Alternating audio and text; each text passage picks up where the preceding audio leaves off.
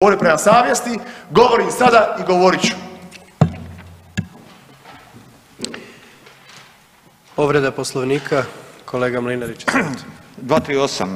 predsjedavajući, samo za kolegu Zekanovića, ne znam, vi dopuštate se da neko galami, vjerujte mi, ja ne dopuštam da neko galami na mene i da tu udara šakama po ovome, to nije komunikacija i pustio sam ga sad, drugi put neću. Hvala lijepo.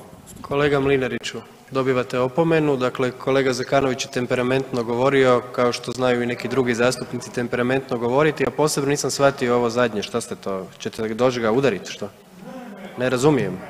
Pa šta onda govorite da mu nećete dozvoliti da tako govori? Govorio je temperamentno, bez ikakvih, ništa sporno nije bilo. Tako da ne razumijem, ako se ne slažete s onim što je govorio, to je vaša stvar, ali nemojte takve stvari govoriti. Izvolite kolega Zekanović. Članak naravno 238.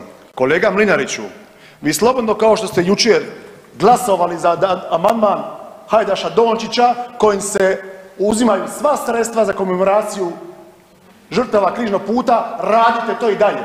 Ali moj vam je savjet, poklopite se ušima. Kolega Zekanović, dobivate opomenu, kao što i kolega Mlinarić dobio opomenu i molim vas da malo spustimo ton. Rasprava je do sada bila vrlo korektna, različite stavove